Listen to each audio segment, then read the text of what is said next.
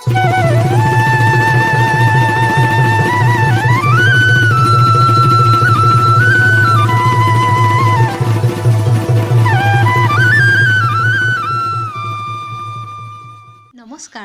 পুনৰ মই সকলোকে মোৰ চেনেলটোলৈ আন্তৰিক প্ৰীতি আৰু সম্ভাষণ জনাই আজি মই আন এটা নতুন ভিডিঅ' লৈ আপোনালোকৰ আগত উপস্থিত হৈছোহি কিন্তু প্লিজ আপোনালোকে মোৰ চেনেলটো like comment share and subscribe কৰিব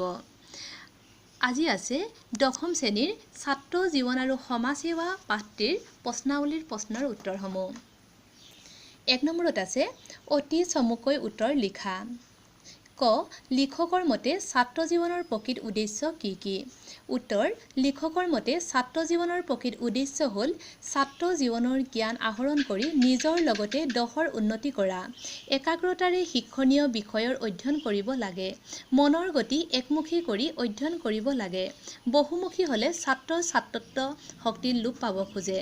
ঘৰুৱা জঞ্জাল কিছুমান মূৰত জাপি ললে নাইবা বাহিৰৰ হৈচৈ কোলাহল আদিত গা ঢালি দিলে তেনে ছাত্ৰই নিজ জীৱনত উন্নতি কৰিব নোৱাৰে ছাত্ৰ জীৱনৰ শিক্ষা জীৱন্ত সংসাৰৰ বিষয়ে শিক্ষা ছাত্ৰৰ শাৰীৰিক মানসিক নৈতিক আধ্যাত্মিক আদি যিবোৰ ভাগ আছে সেই সকলো বিধৰে অনুশীলন অৰ্থাৎ চৰ্চাৰ প্ৰয়োজন খ বৰ্তমানৰ প্ৰচলিত শিক্ষাৰ দুখ কি কি উত্তৰ বৰ্তমানৰ প্ৰচলিত শিক্ষাৰ দুখ হ'ল বৰ্তমানৰ প্ৰচলিত শিক্ষা কৰ্মমুখী নহয় বৃত্তিমুখীহে প্ৰকৃত মূল্যবোধৰ শিক্ষা দিয়া নহয় উদাহৰণস্বৰূপে ছাত্ৰই দুখীয়া শব্দটোৰ বানান শুদ্ধকৈ লিখিছেনে হেতুহে চোৱা হয় দুখীয়াক তিৰস্কাৰ কৰিছেনে সহায় কৰিছে তালৈ শিক্ষকে লক্ষ্য নকৰে পঢ়ি শুনি জ্ঞান লাভ কৰিছেনে নাই সেই কথা নাচায় শ্ৰেণীত প্ৰথম দ্বিতীয় হৈছেনে হেতুহে চোৱা হয় ছাত্ৰই শৰীৰৰ উন্নতিৰ কাৰণে শৰীৰ চৰ্চা কৰে কিন্তু নিজৰ ঘৰুৱা কাম কৰিবলৈ শাৰীৰিক পৰিশ্ৰম অকণো নকৰে গ ছাত্ৰসকলে কি বিষয়ত জ্ঞান লাভ কৰি দেশ সেৱাত ব্ৰতী হ'ব লাগে উত্তৰ ছাত্ৰসকলে ছাত্ৰ জীৱনৰ সীমাত থাকি অৰ্থাৎ শিক্ষা লাভ কৰিহে দেশ সেৱাত ব্ৰতী হ'ব লাগে ছাত্ৰসকল হ'ল